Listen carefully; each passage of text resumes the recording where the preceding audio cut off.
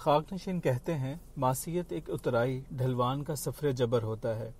جو ایک بار یہ راستہ اختیار کر لیتا ہے تو پھر ٹھہرنا یا رکنا اس کے اختیار میں نہیں رہتا. لاکھ چاہے تب بھی قدم جما کر ٹھہر نہیں سکتا بلکہ اپنے بوجھ سے ہی لڑکتا چلا جاتا ہے.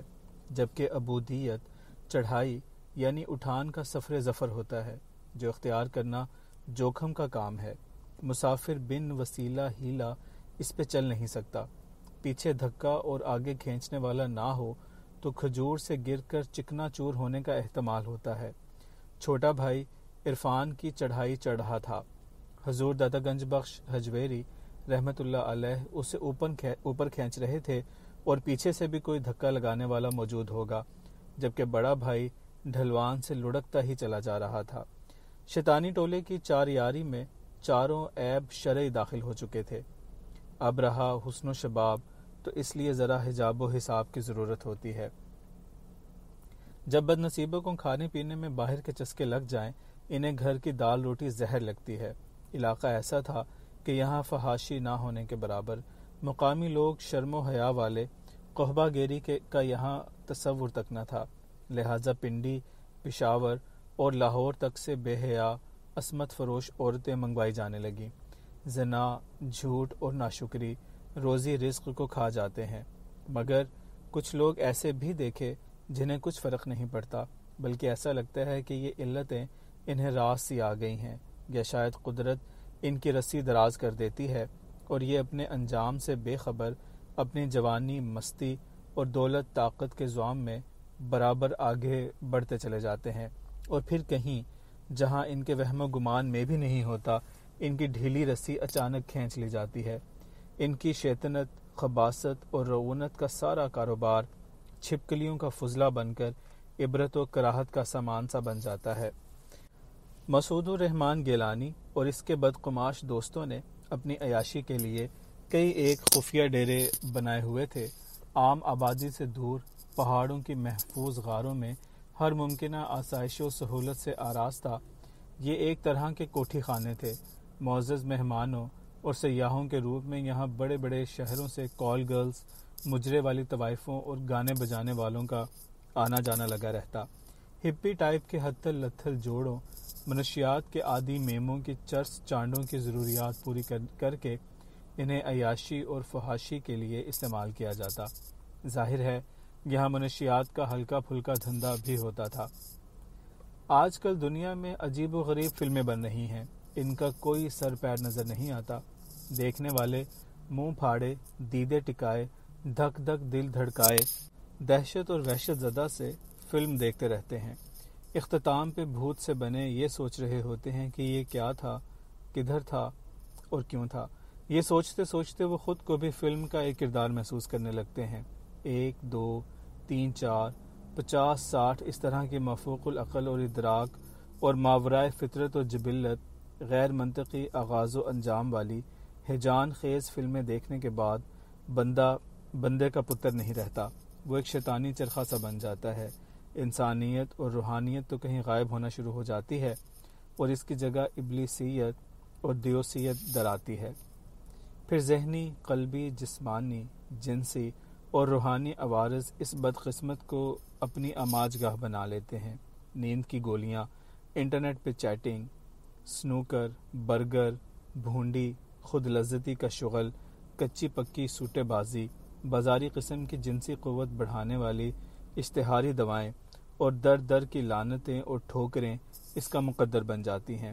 اس طرح یہ با اختیار صاحب حیثیت متومل لوگ جب تن آسانی اور عیش کوشی میں پڑتے ہیں تو پھر کوئی بے اعتدالی، بے راہ روی اور بے حیائی، بے غیرتی ان کی آخری حد نہیں ہوتی.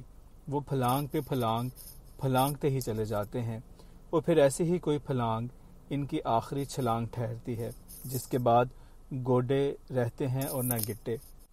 یہی کچھ چند نا آسودہ اور اندھے لمحوں میں ظہور پذیر ہو گیا تھا.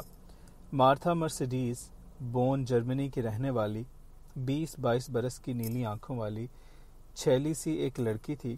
بون یونیورسٹی سے اس نے مشرقی اقدار و علوم میں تحصیل کرنے کی ٹھانی. پتہ نہیں کیا خناس دماغ میں سمایا کہ اس نے اچانک پاکستان، خاص طور پہ شمالی علاقہ جات کی تعلیمی معلوماتی سیاحت کا فیصلہ کر لیا۔ بون میں پاکستانیوں کی خاص تعداد موجود ہے، ہر نوع کے لوگ، پڑھے لکھے، ہنرمند، کاروباری اور معمولی محنت کش بھی۔ کچھ بھلے لوگ تعلیم و تحقیق کے میدان میں بھی تھے۔ تعلیم کے زمانے میں اس کا ایک یونیورسٹی فیلو اورنگ زیب تھا، جو ایبٹ آباد کے ایک متومل آسودہ خاندان سے تعلق رکھتا تھا۔ اورنگ زیب واقعی اس میں بامسمہ تھا، مخلص، آنکھ، ان کا حیادار، جامع زیب اور جاذب نظر۔ انہی اوصاف کی بنا پہ وہ مارتھا کے دل و دماغ میں گھسا بیٹھا تھا، مگر وہ یہاں صرف تحصیل علم کے لیے آیا ہوا تھا۔ اس کے پیش نظر صرف اپنا مقصد تھا، نہ کہ کوئی کسی میم گوری کو پھنسا کر یہاں کی شہریت حاصل کرنا۔ وہ خاصا عرصہ قریب رہ کر یہ محسوس کر چکا تھا کہ مارتھا عامیانہ خیالات کی لڑکی نہیں۔ وہ ایک کھاتے پیتے اور روشن خیال گھرانے کی چشم و چراغ تھی۔ خدا جانے وہ کیوں اور کس طرح مشرقی تہذیب و تمدن سے متاثر ہوئی تھی، خاص طور پہ شمالی علاقہ جات۔ یہاں کا رہن سہن، رسم و رواج، موسیقی، رقص، پہناوے، کھانے کھاجے، ان علاقوں کے متعلق اس نے ڈھیروں لٹریچر اکٹھا کر رکھا تھا، اور شاید اورنگ زیب خان سے غیر معمولی دلچسپی کی ایک وجہ یہ بھی ہو کہ اس کا تعلق بھی اسی خطۂ ارض سے تھا۔ ویسے تو ہر انسان فطرت سلیم پہ پیدا ہوا، مگر مارتھا میں فطرت سلیم اور حص شمیم کچھ زیادہ ہی تھی۔ اورنگ زیب خان سے ملاقات سے پہلے اس کا رجوع اسلام کی طرف تھا۔ دیگر ادیان اور مذاہب کی الہامی مذہبی کتابوں کے ساتھ ساتھ فرقان الحمید کا مطالعہ بھی مکمل کر لیا ہوا تھا۔ نماز، روزہ اور دیگر مناسب و ارکان سے بھی خاصی شد بدھ حاصل تھی۔ بس اگر کسر تھی تو وہ باضابطہ مسلمان ہونے کی رہ گئی تھی۔ اورنگ زیب خان کے روپ میں اسے ایک معقول انسان اور مسلمان نظر آیا، جو اس کے شوق و ذوق اور اسلام کے بارے میں بے حد کارآمد ہو سکتا تھا۔ سچی بات یہ تھی کہ وہ اسے اپنے دل اور روح کے قریب محسوس ہوا۔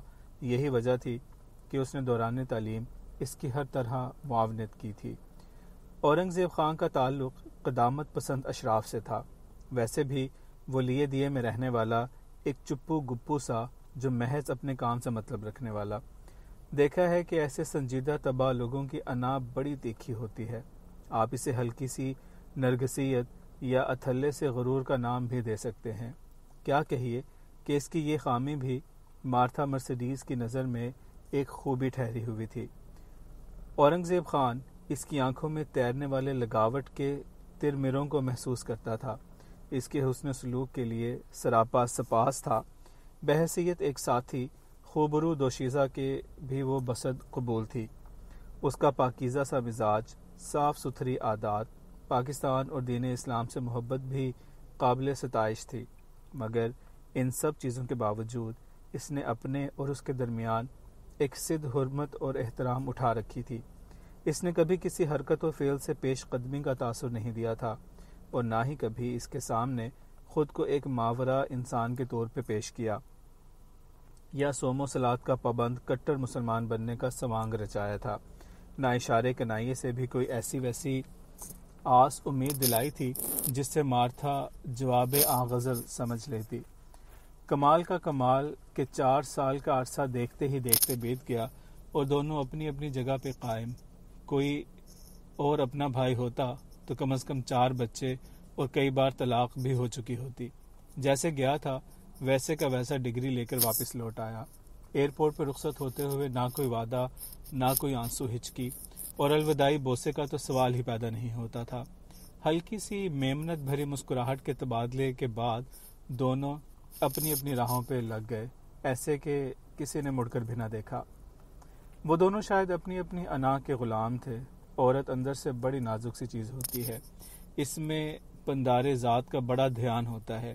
وہ لاشعوری طور پہ اس امر پہ ایمان رکھتی ہے کہ کائنات کا سب سے خوبصورت اور اعلیٰ اثاثہ اس کے پاس محفوظ ہے۔ وہ اسے سینت سینت کر رکھتی ہے۔ اس کی حفاظت کے لیے وہ اپنی جان کی بازی لگانے سے بھی دریغ نہیں کرتی۔ عورت کی سنبھالی ہوئی اسی دولت کو آپ اس کی عصمت، عزت نفس کہہ لیں یا چاہت، پیار وغیرہ۔ یہ بھی افشاں ہوا کہ عورت کی سب سے قیمتی چیز اس کا چاہے جانے کا احساس یا خواہش ہے۔ وہ سب کچھ سہ لینے کا جگرا رکھتی ہے، مگر کوئی اس کی محبت یا وفا کو نظر انداز کر دے، یہ اس کی برداشت سے باہر ہو جاتا ہے۔ عورت کی نسائیت کو سب سے زیادہ تسکین اور تفاخر اس وقت حاصل ہوتا ہے جب کوئی اسے یہ احساس دلا دے کہ وہ اس کی نظر میں خاصی اہمیت رکھتی ہے۔ وہ عورت اپنے حسن و جمال، کسب و کمال، حسب و حال کی اہمیت کو چندہ ایسا اہم نہیں گردانتی، وہ تو اپنی جنس کے حوالے والی اہمیت معتبر سمجھتی ہے۔ حسن و جمال، ابھرتی ڈوبتی دھوپ، کسب و کمال، حسب و نسب وغیرہ قوس قزح کے جھولے، رنگوں کے چھل بھل۔ مکمل عورت تو نسائیت یعنی جنس کے پکے رنگوں سے رنگی چھنگی ہوتی ہے، بس اسے اپنی نسائیت کی توہین برداشت نہیں ہوتی۔ یہاں اورنگزیب خان اور مارتھا مرسڈیز والے قصے میں بھی شاید یہی کچھ تھا۔ مڑ کے دیکھے بنا وہ ایئرپورٹ سے نکل گئی اور وہ بھی اپنی ازلی بے اعتنائی سے بورڈنگ لاؤنج کی جانب بڑھ گیا تھا۔ اندر کی خود بدھ دونوں جانب رہی ہوگی۔ انسان بالآخر انسان ہی ہوتا ہے، پتھر تو نہیں۔ چند برس ہی صحیح، شب و روز کی رفاقت تو تھی۔ راستے میں گاڑی ڈرائیو کرتے ہوئے سوچ رہی تھی، خان نے رخصت ہوتے سمے کوئی امید، کوئی جھوٹی تسلی تک نہ چھوڑی، یوں ہاتھ چھڑا گیا جیسے کوئی اجنبی تھا۔ کیا مسلمان، پاکستانی ایسے ہی ہوتے ہیں، اپنے کام سے کام رکھنے والے یا مطلب پرست؟ اس نے ایک لفظ شکریہ تک کا منہ سے نہ نکالا۔ اس کی دوستی، رفاقت، شرافت، ذات، نسائیت، ہر چیز کو الانگتا پھلانگتا آگے بڑھ گیا۔ دو مختلف جنسوں کے درمیان کوئی بھی رشتہ یا تعلق ہو، کہیں نہ کہیں جنس ضرور کار فرما ہوتی ہے، اور جنسی جذبے کسی نہ کسی طور پہ ظہور پذیر ہوئے بغیر نہیں رہتے، اور اگر کہیں نہیں ہوتے تو وہ یقیناً کوئی فوق البشر ہوں گے۔ عورت عورت ہی اور مرد مرد ہی ہوتے ہیں، خواہ ان کا تعلق کسی بھی رنگ، نسل، مذہب، قوم یا مشرق و مغرب سے ہو۔ جذبات و احساسات، جنسی جبلی رویے، غم، غصہ، پیار، اظہار تو سب کے ایک سے ہی ہوتے ہیں۔ واپسی پہ اس کا دماغ مختلف نوع کی باتوں، سوچوں اور خیالات کی آماجگاہ بنا ہوا تھا۔ ایسے ہی اس کی کوئی رگ کھلی تو وہ خان کی اس طور بیگانگی اور سرد مہری پہ ایک نئے زاویہ نگاہ سے غور کرنے لگی۔ دماغ ایک کاکٹیل فلاسک کی مانند رواں وقت کے بارمین کے ہاتھوں گردش پذیر تھا۔ گمان گزرا شاید یہ انداز بھی اس کی تیکھی سی شخصیت کا کوئی انوکھا سا زاویہ ہو۔ انسان بھی شاید کسی تراشیدہ یا نا تراشیدہ گوہر کے مانند ہوتا ہے۔ مختلف پہلو، زاویے، نوکیں، مخروطے، مصدع ہشتے، ظاہر باطن کئی کئی رنگ انگ، مختلف مزاج، اثرات، تیکھے دھیمے، چت موہے، گھنے اور اتھرے، شفاف اور داغ دھبے وغیرہ۔ پتہ نہیں کب، کیوں اور کہاں کچھ کیا ظاہر ہو جائے۔ وہ بھی عجیب لڑکی تھی، گھڑی تولا اور گھڑی ماشا۔ اس نے بہت جلد یہ سب کچھ اپنے دل و دماغ سے باہر نکال پھینکا۔ اگلے روز خلاف توقع خان کا ٹیلی فون آ گیا کہ وہ خیریت سے گھر پہنچ گیا ہے۔ اس نے شکریہ بھی ادا کیا تھا اور کہا، آج پہلی مرتبہ یہ احساس ہوا کہ تم جرمنی میں ہو اور میں پاکستان میں۔ اپنا خیال رکھنا۔ ٹیلی فون بند ہو گیا اور یہ کتنی دیر ریسیور تھامے انتظار کرتی رہی، شاید وہ مزید کچھ کہے گا۔ پانی کا قطرہ یا ریت کا ذرہ بظاہر بڑے معمولی اور غیر اہم دکھائی دیتے ہیں، مگر ذرا سا دھیان بدلو اور پھر دیکھو کہ پانی دریا اور ذرے پہاڑ بن جاتے ہیں۔ چند ساعتوں کی اونگ کے بعد آنکھ کھولو تو وقت کا کچھوا کئی زمانے پیچھے چھوڑ چکا ہوتا ہے۔ اسی طرح کئی صبحیں اور کئی شامیں بتاتے 2 برس آ لگے تھے۔ ٹیلی فون پہ ہلکا پھلکا رابطہ رہا، وہ بھی چند رسمی جملے، کیسی ہو، پڑھائی کر رہی ہو یا کوئی جاب، اپنا خیال رکھنا، یہ بھی کوئی کرنے کی باتیں تھیں۔ آخر ایک دن اس نے مجدہ سنایا کہ پچھلے ہفتے اس کی شادی ہو چکی ہے۔ ماں سخت بیمار تھی، بچنے کی کوئی امید نہیں تھی۔ اس کی آخری خواہش کے احترام میں میرا نکاح پڑھوا دیا گیا۔ ٹیلی فون پہ یہ تاکید بھی کی کہ اب تم بھی شادی کر کے گھر بسا لو۔ اس نے یہ سب کچھ یوں کہہ دیا جیسے بتا رہا ہو، پچھلے ہفتے گرمی کی وجہ سے میرے چہرے پہ گرمی دانے نکل آئے تھے، میں نے فلاں کریم استعمال کی جس سے مجھے افاقہ ہوا، تمہارے چہرے پہ بھی دانے نکلتے رہتے ہیں، تم بھی یہ کریم استعمال کر کے دیکھو۔ اس نے حسب معمول خان کی یہ اطلاع بھی معمول کی ایک واردات گردان کر دل میں داخل دفتر کر دی۔ ایک دن اس نے بھی اسے اطلاع کر دی کہ ہفتے کی صبح 7 بجے اسلام آباد پہنچ رہی ہے۔ پاکستان میں موسم بہار اترا ہوا ہے۔ تیز رو شوریدہ دریا خوب دھومیں مچا رہے ہوں گے۔ جھرنوں اور آبشاروں نے بچھاریں اڑائی ہوں گی۔ خوشنوا پرندوں کے چہکاروں نے ایک سما باندھا ہوگا۔ جگنوؤں کے قافلے اترے ہوں گے۔ خوش رنگ گلوں کے نکھت بیزیاں عروج پہ ہوں گی، وغیرہ وغیرہ۔ اور میں خاصا وقت لے کر آ رہی ہوں۔ مجھے پورا یقین ہے کہ تم مجھے اپنے روبرو پا کر پھولے نہیں سماؤ گے۔ میں تمہارے لیے کیڈبری اور سوئس چاکلیٹ اور تمہاری پسندیدہ کافی کا وافر سٹاک لے کر آ رہی ہوں۔ امیگریشن اور کسٹم سے فارغ ہو کر وہ باہر نکلی تو ایک بے ہنگم انسانوں کا ہجوم جیسے اس کا ہی منتظر تھا۔ شور غوغا، بھانت بھانت کی آوازیں، آنکھوں میں ندیدگی، ہر کوئی اس کی جانب لپک رہا ہے۔ ٹیکسی، رکشے اور ہوٹلوں والوں نے اسے اپنے حصار میں لے لیا تھا۔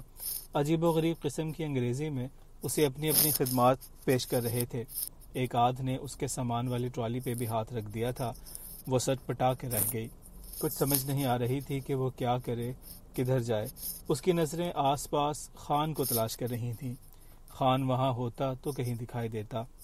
اسی شد و مد میں جب کچھ وقت گزر گیا تو اس نے صورتحال کو سمجھنے کی کوشش کی۔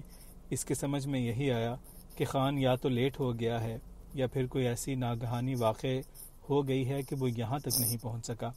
اچانک اسے برٹش ایئر ویز کی کچھ ایئر ہوسٹس اور دیگر عملہ دکھائی دیا۔ اس نے فوراً آگے بڑھ کر انہیں اپنی پریشانی سے آگاہ کیا۔